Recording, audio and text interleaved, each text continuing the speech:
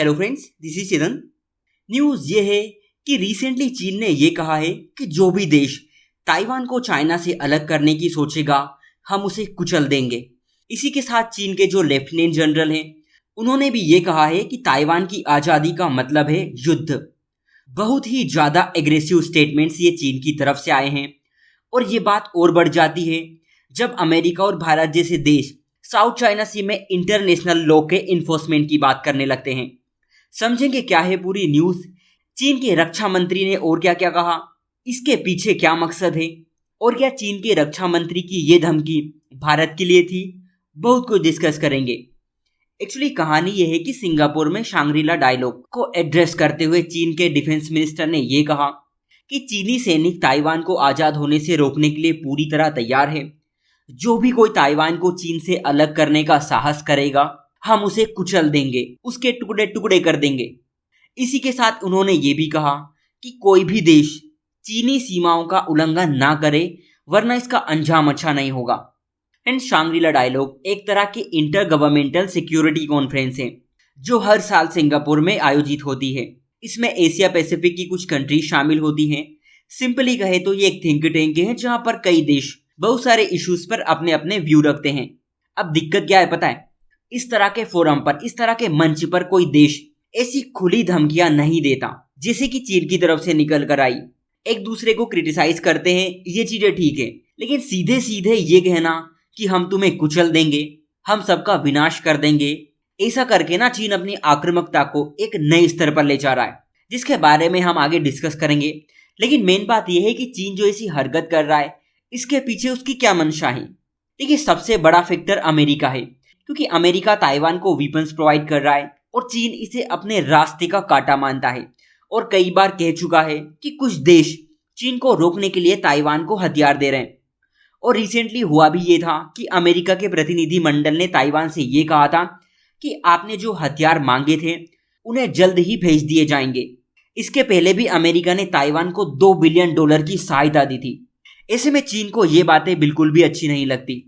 दूसरा factor Taiwan के elections हैं, जिसमें ताइवान की वो पार्टी फिर से जीत गई जो ताइवान की आज़ादी के लिए लड़ रही है। और आपको याद होगा कि मैंने इस पर वीडियो भी बनाया था जिसमें हमने बात की थी कि ताइवान के लिए ये जीत कितनी मायने रखती है, कितनी जरूरी थी। चीन ने इस चुनाव में इतनी दखलंदाजी की, लोगों को डराया धमकाया ताकि उसके सपोर्ट वाली पार्टी जीत जाए, लेकिन लोगों ने बिना डरे वोट दिए और चीन को यह मैसेज दे दिया कि हम अपनी आज़ादी छीन के ही रहेंगे।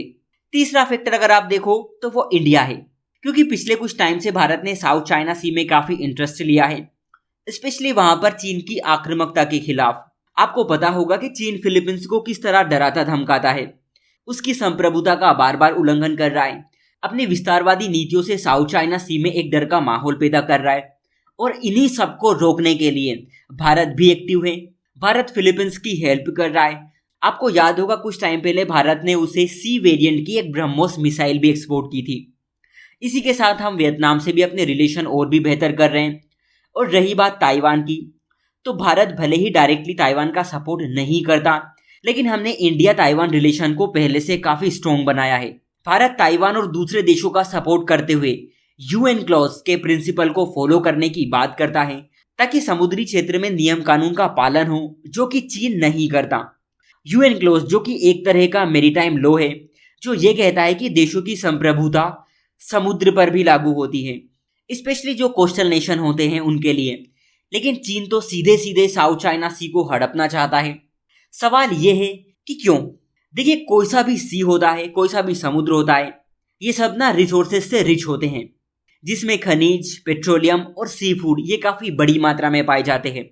ऐसे में चीन की ये मंशा है कि साउथ चाइना सी के ज़्यादातर हिस्से को अपना बनाए, ताकि अपनी ज़रूरतों को पूरा कर सके। और इसके लिए ज़रूरी है वो अपनी सीमाओं से आगे बढ़े, और ताइवान उसकी फर्स्ट की है। इसलिए ताइवान को लेकर चाइना बहुत सीरियस है, क्योंकि एक बार उसका ताइवान पर कब्जा हो जाता है तो साउथ चाइना सी में उसकी एक्टिविटी और बढ़ जाएगी। लेकिन चाइना अब अपनी लाइन क्रॉस कर रहा है, क्योंकि इस तरह के एग्रेसिव स्टेटमेंट किसी भी देश को शोभा नहीं देते। लोगों का कहना तो ये है कि चाइना भी पाकिस्तान की तरह इंटरनेशनल फोरम का मिसयूज करने लगा है। बात शांति की होनी चाहिए, बात विचार विमर्श की होनी चाहिए, लेकिन शी जिनपिंग का देश तो बदतमीजी पर उतर आया। इंटरनेशनल कम्युनिटी चीन के इस बिहेवियर को मूर्खतापूर्ण बता रही है, क्योंकि चीन चाहता ही यही है कि बाकी दुनिया उसे किसी ना किसी तरह से सहमत हो जाए। लोगों का तो ये तक कहना है कि चीन अपने अहंकार में इतना डूब चुका है कि उसे अपनी छवि तक नहीं दिखती, जो धीरे धीरे खराब हो रही है। कुल मिलाकर कह सकते हैं कि चीन की ये धमकी भारत और अमेरिका जैसे देशों के लिए थी, क्योंकि कहीं ना कहीं ये देश विश्व स्तर पर लोकतांत्रिक मूल्यों को बनाए रखने की बात करते हैं, देशों की संप्रभुता की बात करते हैं, नियम कानून की बात करते हैं, जो चाइना नहीं चाहता। इस न्यूज़ में कोई डेवलपमेंट्स होती है तो हम जरूर डिस्कस करेंगे। सो आज के लिए इतना ही। Thank you.